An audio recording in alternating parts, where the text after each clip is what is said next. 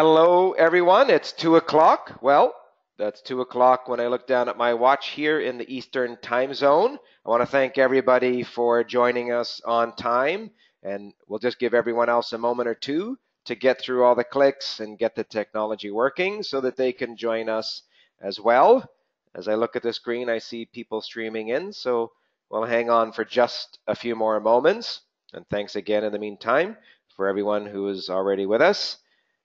Quite a few new people are just joining us, but it's time, it's past 2, and we'll get started right now. Let me officially kick off this webinar by saying hello and welcome to our webinar today. This is one of Wild Apricot's monthly expert webinars.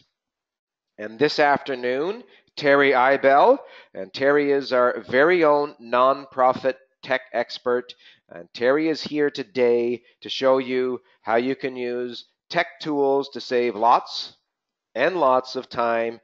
And if you're like me, time seems to become a more precious commodity every day, and anything that can help me save time, I just love. And I'll tell you that hanging around with Terry has been wonderful for me because he's always showing me tools that can save me time, and he knows which tools work especially well for nonprofit professionals. So I'm really looking forward to this afternoon, and I hope you are too. We'll bring Terry on shortly. In the meantime, let me introduce myself.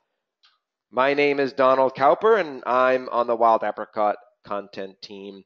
That's me on the left of your screen, and Rano is here with us as well, and he'll be on chat to help you with any technical issues you have, and that's Rano on the right of your screen. So during the webinar, feel free to ask any questions to us, to Rano, to Terry, whatever the case is, and to do that, you can use the chat box. I want to make a couple of quick reminders before we move on. First, I want to let you know that we are recording this session, and we'll be sending you an email with a link to the recording within the next couple of days, so please watch out for that. I also want to let you know that by attending today, you are eligible to earn 1 CAE credit. We'll get going in just another couple of minutes, but let me briefly say that today's webinar is being brought to you by Wild Apricot. I know that a lot of our customers are here with us today, so a big welcome to all of you. But we always have many people on our webinars that aren't familiar with Wild Apricot, and I want to welcome you as well. And for those of you who don't know, Wild Apricot is membership management software, and I'll just briefly say that it's actually an all-in-one solution for anyone running a membership organization, and that's because you can manage your member and contact database, you can run your events, build your website, process all your payments, and much more. And many of our customers consider it a lifesaver because it saves them hours each day in administrative tasks, and that frees them up to focus on fulfilling their organization's mission. We're quite thrilled with what many of our clients have been able to accomplish. We've watched them grow over the years since we started 11, actually, I guess it's 12 years ago, and they've watched us grow as well. And thanks to our customers, as you can see on the screen there, we've been ranked as the #1 rated membership management software solution on the market for the last few years running. And while we pride ourselves on helping people with great software, we're also a leading provider of free educational content, which you'll find on our blog and in webinars like we have today. So if any of you have any questions about Wild Apricot, we're happy to answer them at the end of the webinar. You're all free to stick around with us after the hour if you're able. So now, let me bring on Terry, and I'll pass the headset on to Terry. He's sitting right beside me. And as I said before, Terry's our resident expert when it comes to nonprofit tech tools. A little bit of a tongue twister. Anyway, Terry, take it away. Thanks so much. Thank you, Donald, and hello and welcome everyone. My name is Terry, and today I'm going to present on the tech tools that save membership managers lots and lots and lots and lots and lots of time. But first, just a little bit more about me. So I've been at Wild Apricot for over 2 years now, and you may know me best from our videos, on our webinars, and probably most from our blog where I write a lot of content. And being at Wild Apricot gives me the opportunity to work with tons of small to medium-sized nonprofits. And, I've just been amazed at what I've seen some small teams do. And these teams, there's only 1 or 2 staff. Sometimes it's volunteer run completely, but they're able to get so much done with so few resources. And you'd think these people are working their butts off and late hours and weekends, etc. But the truth is, the most productive teams I know are the ones that still manage to have a life and get it all done. And they have one thing in common, and that is an army of robots. And I really mean that quite literally. And that's because there are so many powerful tech tools popping up all the time that are absolutely free or inexpensive, and they're super useful when it comes to saving time. And so I'm going to cover off 21 of the best tech tools I've seen organizations use and love, and I'll break them down into 3 main categories. And the first one is I'll show you tools that can save time and increase collaboration with others. Then I'm going to show you some of the tools that save time creating and sharing content socially, and not to mention help you drastically increase awareness. And then the last tools are the ones that can free up a lot of your administration work, so you can get back to focusing on what matters to your organization, be it growing members or engaging donors or whatever. So now the one tech tool I will not be talking about today, just to be clear, is Wild Apricot, and that's because I'm going to focus on other tools, which, by the way, we at Wild Apricot and I have no connection with whatsoever. And if you do have questions about Wild Apricot, I encourage you to reach out to our support team who can help you out. And one thing I also want to mention is that we will be covering a lot of tools. There's 21 of them, and I'll be giving them links out during the webinar, or sorry, Donald will be giving the links out during the webinar to these tools. But if you can't keep up because I'm going too fast, don't worry, we are recording this and I will be sending out the links afterwards. So feel free to just sit back and watch what I'm doing.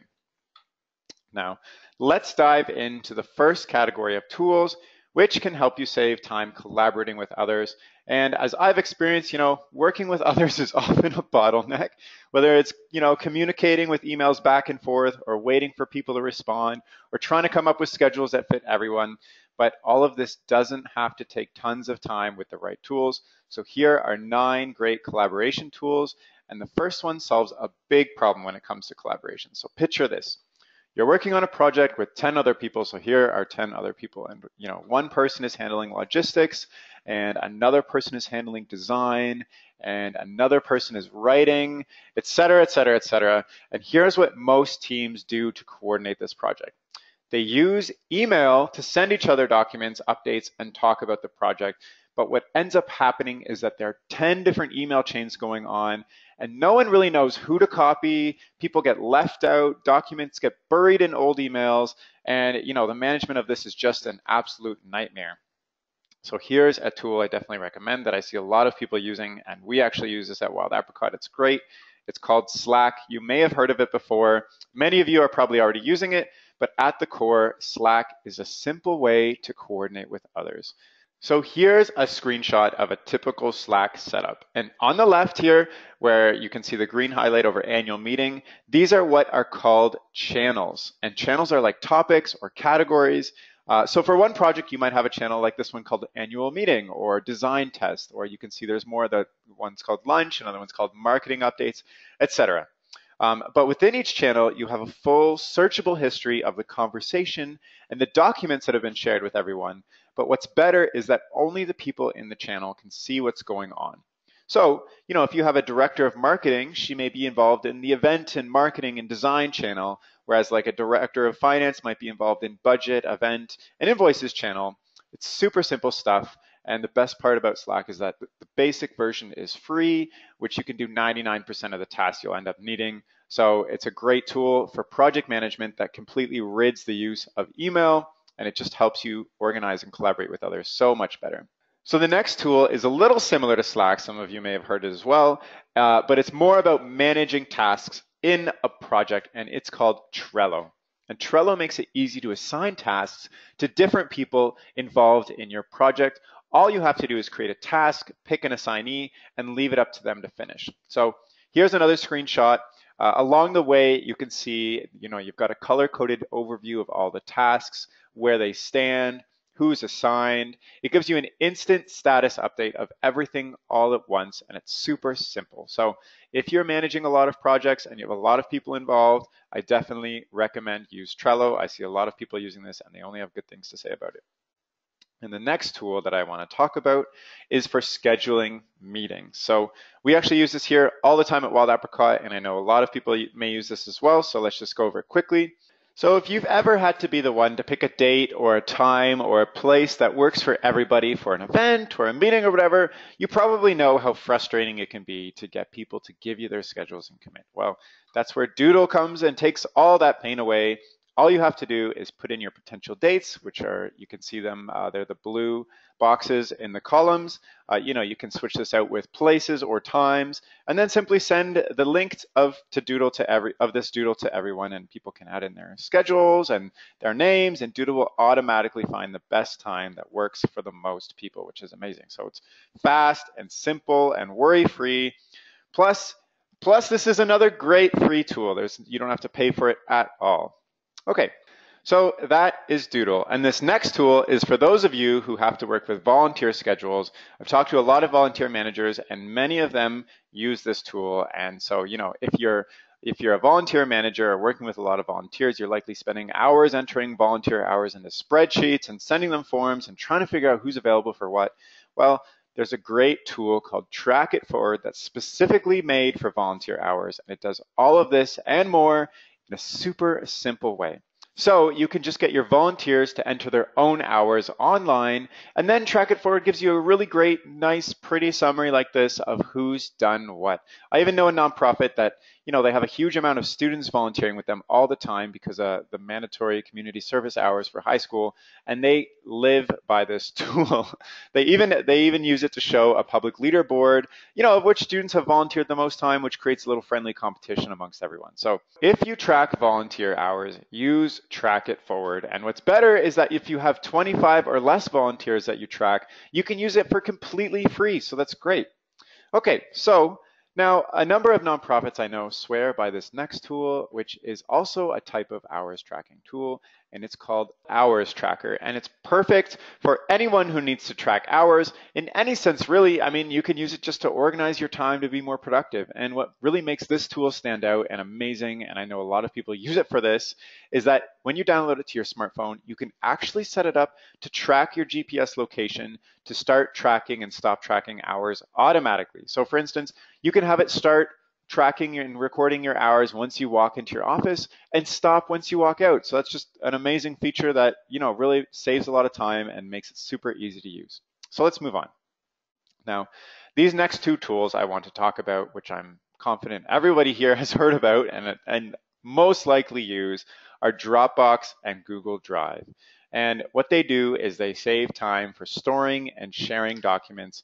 And I know many nonprofits that swear either by one or the other, and some people even use both. But the thing is, over the years, they've become more and more similar. So it's actually hard to tell the difference between them. So what's Drive good for and what's Dropbox good for? But I bring them up because I have a personal mission to get everybody to move to the cloud. If you're still holding member records on paper or sharing files through emails, it may seem like a good system, but I guarantee you're wasting time, even if it's just 1 minute every time you have to find something and share it and look it up in an email or something like that.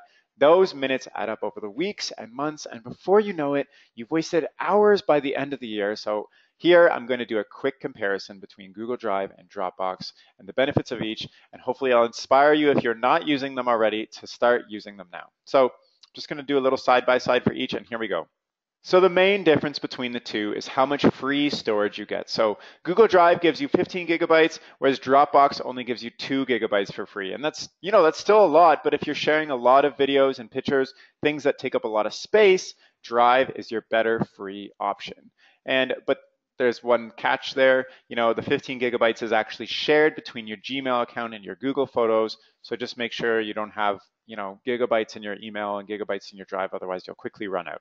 But if you end up needing more space, 1 terabyte, 1T in brackets there, is going to cost you about the same, whether you go for a Google Drive or Dropbox. There's not much of a difference there. Where the real difference comes in, and it's kind of still just a slight variation, is when it comes to creating and sharing content.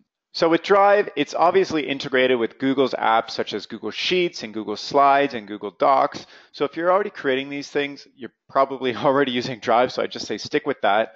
But if you actually are using a lot of other apps like Microsoft Word or PowerPoint, you may be better off going with Dropbox. When it comes to sharing information and files, Drive is definitely easier, but Dropbox allows you more functionality, like you can set passwords for links or expiry dates for links, things like that. If you're working a lot with a lot of external stakeholders or clients who need to access something for a short period of time, or if you have high turnover and you need to restrict access to files, I'd say go with Dropbox because that is where it's easier. And there are a few other differences between Drive and Dropbox, but I consider them a bit too minute to get into. So it really comes down to what you want to share, what you want to create, and your personal preference overall. And my advice for this is, if you have a lot of documents created in different platforms like PDFs and Word and Excel files, etc., and you plan to keep using them, choose Dropbox. Also choose Dropbox if you want to collaborate with a lot of external stakeholders outside your organization, like I mentioned, this is the best choice. But if you're already using a lot of Google apps like Google Sheets and Docs and Slides, and you work mostly with people inside your organization, I'd say 100% go with Google Drive. This is actually what we use at Wild Apricot, and it makes internal collaboration so much easier and faster because we're all working on the same files constantly. So speaking of Google Docs, the next tool that I want to talk about is Google Docs. I suspect there are many people already using Microsoft Word, and those using Google Docs, you're probably nodding your head because you know how much simpler Google has made writing content in a document. And there are many benefits using Microsoft Word. They have many more features and stuff like that. But if you're collaborating with others and you just need an easy way to quickly write and share with others, Google Docs is where you can save so much time. Here's why. If you want to send a Microsoft Word document to someone, the process can be a bit cumbersome. First, you got to save the document, then you got to write an email, explain in the email what the document's all about, then you got to send that email, then realize you forgot to attach the Microsoft Word document, then attach it and resend it, then you got to wait for feedback, figure out what's changed, which can be kind of frustrating, and then save the new version to your computer or USB for safekeeping, and then archive the old version in a giant black hole of old versions. I can remember how many files I had set up that were like draft 1, final version 2, actual final version. It's just ridiculous. But with Google Docs, pretty much all of this is eliminated, and here's the new process. Simply write your document and then tag someone in it and ask for their feedback, and that's simply it. And this is a screenshot. I'm just going to go into Google Docs just to show you for anybody who isn't familiar. So here I am in a Google Doc, and it's already saved in the cloud, which means that it saves every single time I type, so I never have to worry about losing any of my changes whatsoever. So all I have to do is, start typing what I want, Google Docs, and then if I want somebody within my organization to review this and give me feedback or collaborate with me, all I have to do is highlight what I'd like some feedback on, click this little plus, add a comment sign, and let's tag Donald in this. So I'm going to type Donald's name. Shows up as his email. I'm going to assign this to him and just click assign. Now we've got this comment here. Donald gets an email about, hey, you've been asked for some feedback in this document. And so he can visit this on his own time, put in his feedback, and then I can even see him making the changes live. It's just that simple. So I definitely recommend you use Google Docs. And the next tool that I want to show you is for meetings, and it can change your meetings for the better. And you've heard of it before, you've likely used it, but perhaps not when it comes to meetings and meeting with people from your organization. And that tool is simply Skype, and here's how you can use it to save time. If you need to meet face-to-face with people who aren't in your office, what do? Well, many do this, is they schedule a meeting over coffee, or they ask the person to come in the office later in the week. They try to figure out a time that works best for everybody. But what's preventing you from just meeting in 5 minutes or meeting right now even? So that's where Skype comes in. You can simply hop on a video call at any moment, anytime, anywhere, just like we are right now even. I mean, we're using GoToWebinar, which is a different, similar tool, but all you need is a webcam or a laptop with a built-in webcam. And I know a lot of nonprofits that meet virtually almost every day since some of their teams work from home. So next time you need to schedule a meeting, just use Skype instead. It's super quick, fast, and you can get on with what you need to get on with, and you can get the answers you need very quickly. Okay. So I have one more tool that can save you time when it comes to collaboration, and it's something that I use all the time. And here's the situation. So you need to show someone how to do something on your computer. Something like train them to use a software like maybe Wild Apricot, or show them where to find a file or in your drive or something like that. Instead of trying to schedule a meeting with them and have them come over and sit with you at your desk and have them ask questions and you show them and go back and forth and blah, blah, blah, blah, blah, simply set up a screen capture software to record your screen. Then just do the action, explain what's going on in your headphones, and then send them the video file when you're done. It's much quicker. Plus, you can do this all in your own time, and the person who needs to learn what they need to learn can do that all on their own time too. And if either of you has any questions or needs to follow up, just use Skype to follow up immediately after they've watched the video. It's easy peasy. And one tool that I recommend that can do this really well is APowerSoft, and that's because it's easy and free. So just check that out if you want to start recording stuff on your screen to share it. Okay, that was 9 tools that save time when it comes to collaboration. So let's move on to the next section, and that is tools that save time when it comes to social media. And most nonprofits and organizations that I've talked to say that social media takes a lot of time to update. It's expected they be ever posting to Facebook and Twitter and Instagram, etc.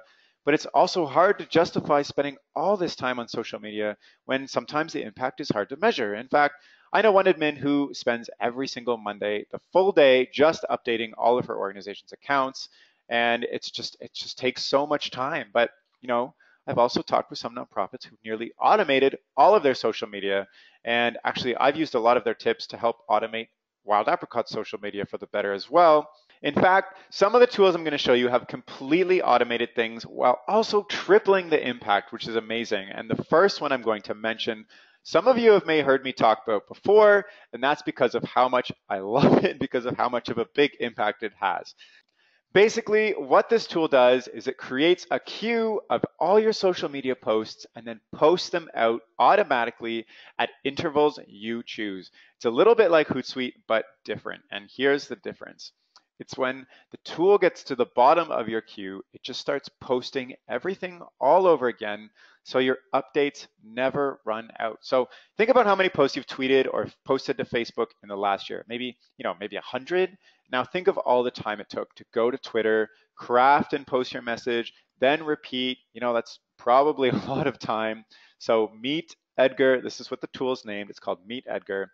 And this is the tool I'm talking about that can create a never-ending queue, just like I described. And a common question I get about this tool is, well, won't people see that I'm posting the same content all the time? And the answer is no, not if you do it right, because imagine this. Imagine you upload 100 tweets to Twitter and have them sent out one a day. If someone wants to scroll through 100 days of your Twitter feed, they can, but they're going to have to go back nearly 4 months just to see the same update twice. Now, I don't think anybody is going to do that.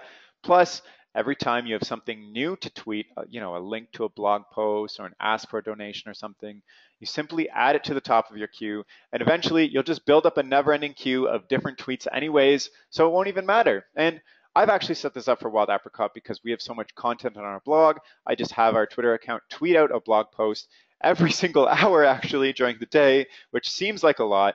But since I set this up last year, I went from traffic of about 50 clicks per month when I was just updating Twitter whenever I had time to over 500 clicks a month. And I don't even touch it now. It just does it on its own. And so I hope this convinces you to use this tool too, because it can have a huge impact on how many people are consuming your content and coming to your website. And I don't even touch it anymore, and I get 500 clicks a month, which is amazing. So I recommend you do this too. Now, of course, there is one thing to watch out for with this tool. It's that your tweets should be called what's evergreen, and that means that they're not date sensitive. So for example, you shouldn't reschedule an invite to an event that's past because it doesn't make sense if it gets reposted 4 months from now. So you just have to think about messages that will always be relevant to your Twitter followers. And MeetEdgar can do this for your Twitter account and Facebook and LinkedIn too. And one of the best things is that MeetEdgar actually learns over time which posts are most engaging, so you can be confident you're constantly promoting your organization in the most effective way on social media. Okay, next tool. So this tool helps when it comes to posting on social media too, because it helps you get into the right conversations. And this tool is called Hashtagify. It's hashtagify.me if you want to go to the website. And it shows you the popularity of a hashtag, so how many people are talking about it, and also suggested popular hashtags to pair with it. So I just want to go into this tool to show you how easy it is to use. So here I am in Hashtagify, and all you have to do is type in under this type hashtag what you want. So I'm just going to type in nonprofit, and then I'm going to click enter, or sorry, search. And now you can see that this hashtag has a popularity of 62.6, which is pretty good. It's got some recent popularity and a couple other stats. But what's also interesting is that there's this field called related hashtags right here. And underneath, you can see that it's going to recommend people who are using the nonprofit hashtag, what else are they also using? So the bigger the word, the more correlation and popularity it has. And so you can see that if you're going to do a tweet about nonprofits, you should probably consider getting into conversations that talk about fundraising and charity and maybe philanthropy too, because people are already talking about those topics when they're already talking about nonprofits. So it's a super simple tool that can just help you pick some hashtags for your tweets a little bit in a more educated way. So let's get back into the presentation. Okay, so this next tool saves time when creating social media posts. And, one tool, if you've heard me speak before, that I commonly recommend is called Canva. And, this tool is another great tool that's similar to Canva, and it makes it just as easy and a little bit better looking, in my opinion, if you ask me, to create social media posts. So I just want to hop into this tool. It's called Designer and show you how it's done. Here I am on Designer's homepage, and the first question they ask is, what do you want to design? And the first thing they give you is social media posts. So, you've got Tumblr, YouTube, collages, Snapchat, Instagram, Facebook, everything is here, literally everything. So let's just go with the Twitter one, and everything is automatically pre-sized for you. And let's just pick, they already give you a whole bunch of templates that you can choose from. So let's just pick one randomly, this one here. And so now I'm in the editor of this post, and all I have to do to edit this to be specific to what I want for my social media post is click on a field, and here I've clicked the text field, and I'm just going to type in what I want. So event coming soon. Let's make this about events. And here I'm going to put gala. Down here, I'm going to click this and make this my description. If I can spell that right. There we go. And then put the date up here, and you can, it's already formatted to look pretty nice, but the background image doesn't really tell me that this is an event. So all I'm going to go is to their side menu here. I'm going to click on images, and I'm going to go to image search, and they have this fantastic option, which is already checked, says 100% royalty free. So that means that I can search for any image. I'm going to type in event and click enter. And I can use any of these images, and it's 100% royalty free. So I'm just going to choose this one here, and I clicked it, and now it appears here, and I'm just going to make it as big as I want to fill the rest of the screen, and then I'm going to send it to the back layer. Send it to the bottom. And now, maybe this is still not a very great image, but you can see how easy it was to create this. And all I have to do is I can download it here or just simply share it right away to my social media account. And it's as simple as that. So if you want an easy way to create fast, beautifully designed images for your social media posts or their Facebook, profile picture or whatnot, I definitely recommend to use Designer. So let's get back into the tools. And I should just mention that it's completely free to use, so that's just another great benefit of it. So another tool that I use all the time, and I know a lot of people use this, I hear it all the time, that can help you create relevant content and keep in current conversations is Google Alerts. And so once you sign up for Google Alerts Google will scour the internet and email you as often as you like for any mention of words or topics you choose. So for instance, I can have Google Alerts set up to email me whenever anyone on the internet mentions wild apricot or anything I like really. So this is a great tool to see who's talking about you online and then chat back with them on social media or however you like.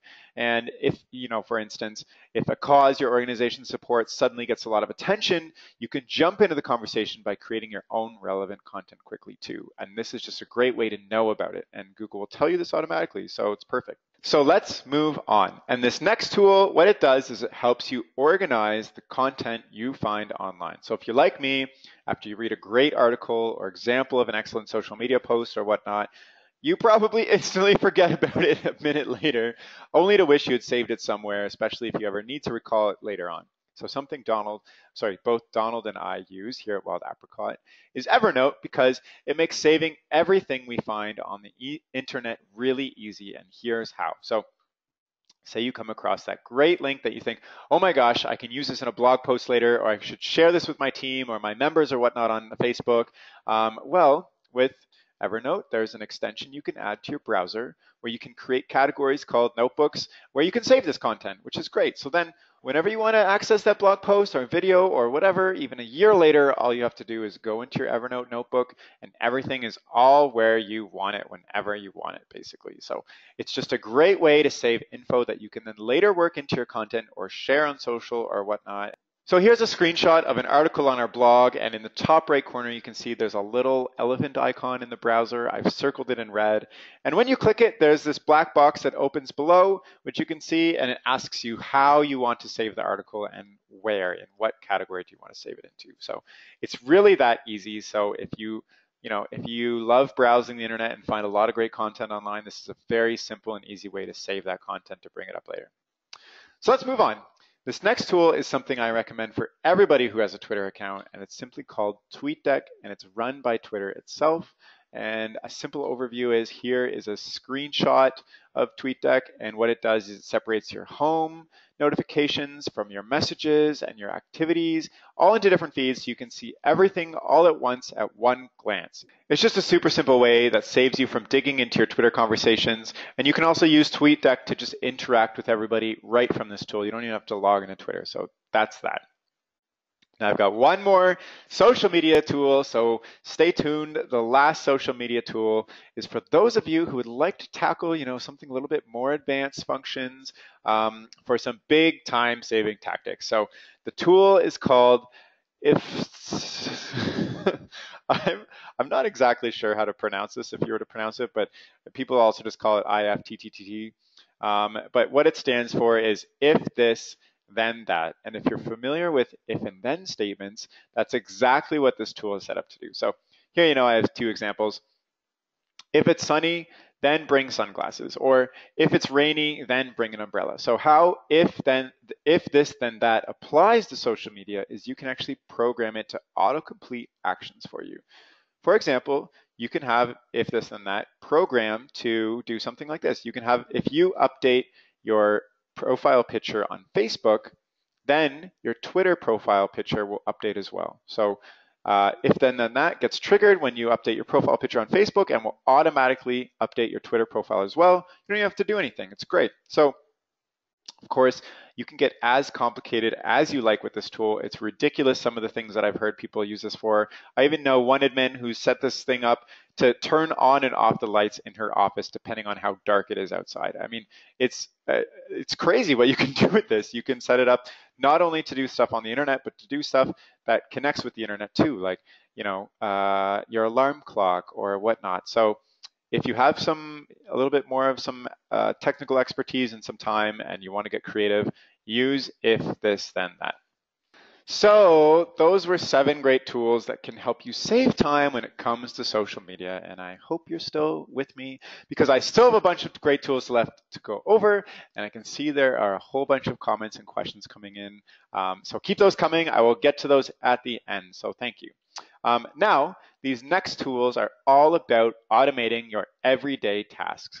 And when people ask me what can be automated, I tell them nearly everything. So there's actually a simple test you can do to see if it can be automated.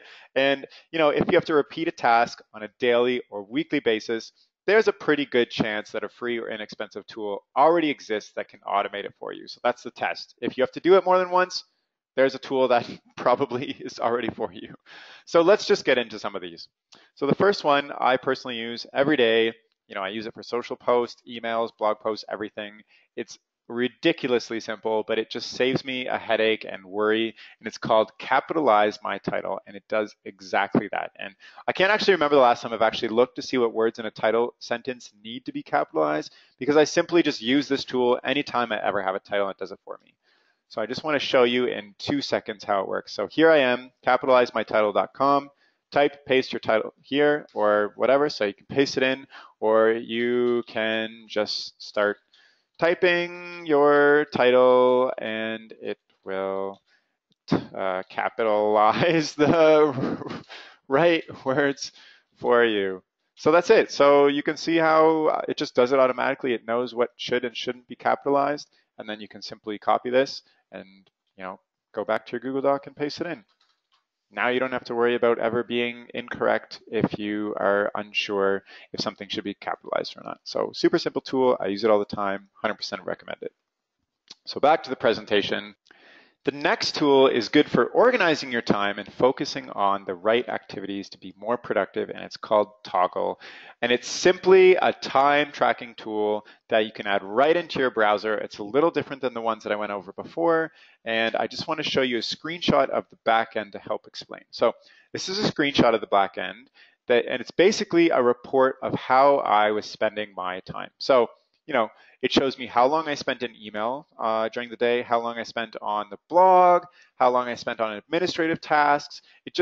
You put it in your browser, you click start, you name your projects, and it'll just automatically track what you're doing and when, and then give you a report and show you exactly how you're spending your time. So maybe I'm not happy with how long I spent on my email. Maybe the next day I want to try to spend less time, and then it'll give you a report at the end, and you can see how productive you are and meeting your goals or working on different tasks. Okay, that's it. Next tool.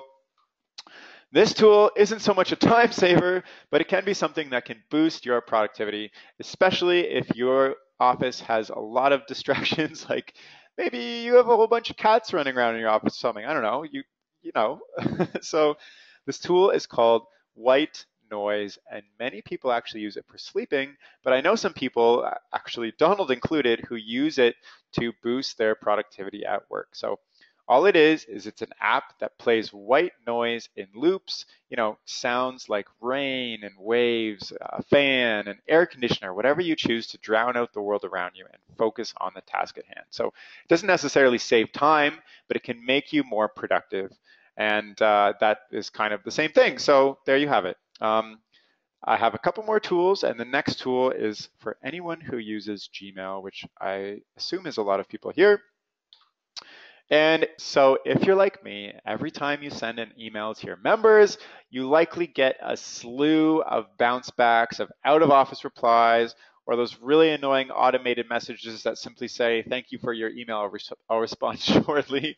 And all of this clutters your inbox. Here's a screenshot of my inbox, and it's just ridiculous. So all of this makes it harder to find the actual messages you actually want to read and respond to.